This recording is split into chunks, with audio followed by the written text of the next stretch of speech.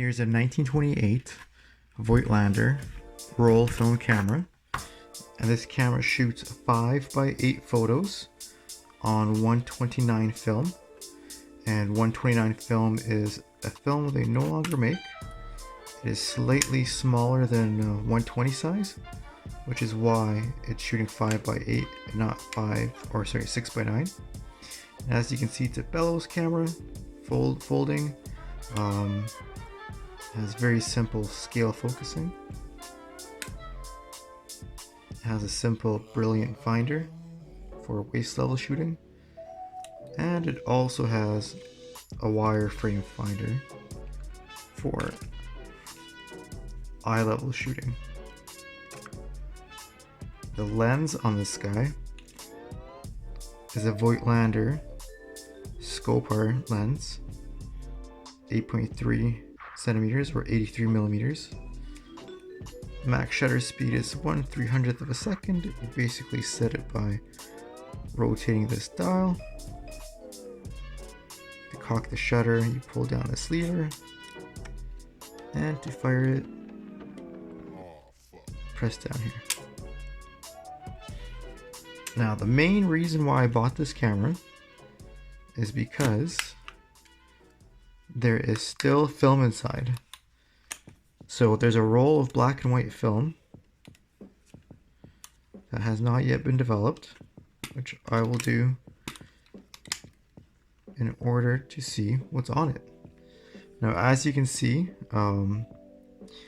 this is a roll of 127 size film. At some point in this camera's history, somebody converted it from 129 to 127, shooting square images. And I'm only guessing, my only guess is that as 129 film was discontinued, somebody converted this to 127 in order to keep shooting. So they had to create a new red window, as the markings on this film were different than on 129 film.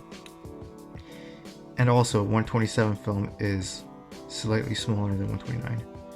So anyway, so it's a very simple camera, but let's see what's on that roll of film. Alright, to take the film out of the camera, we just slide this button up, which releases the back. And I believe, like on any other camera, you pull the winding lever out. Nope. You pull this down. Alright, and that releases the spool.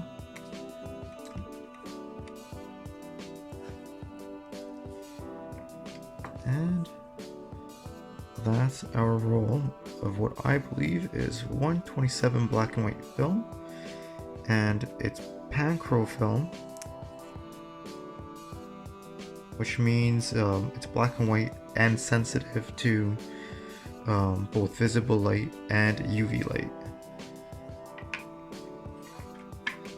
And you can see here the spacers somebody put in order to accommodate the smaller rolls.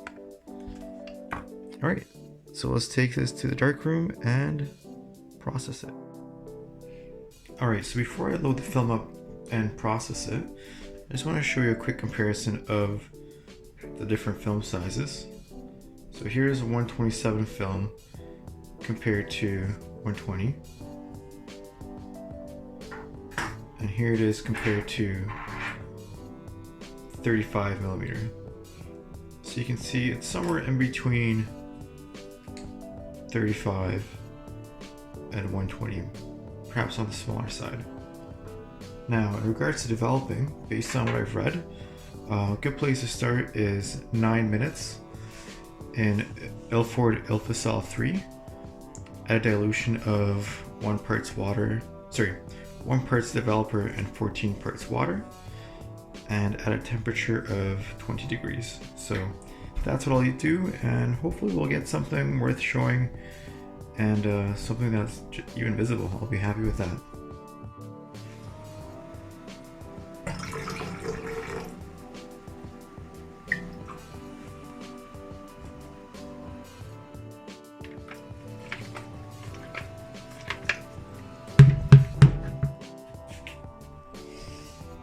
All right, here's the roll, fresh out of getting washed. I took a quick peek, and it looks like there's something on there. Might be either overexposed or underdeveloped, but yeah, let's hang it up and see what we have.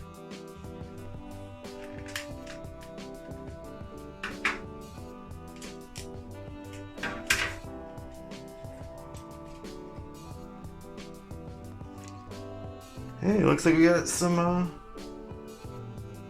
looks like there's something on here. Alright. Let's find a spot to clip it. Looks like the first few pictures look like they're either overexposed or too fogged up to salvage.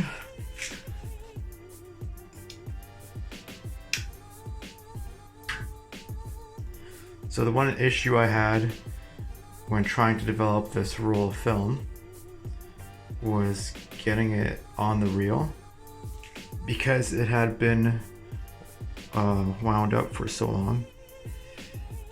It didn't want to, it just kept retaining its shape. So it was really hard to get it on the reel.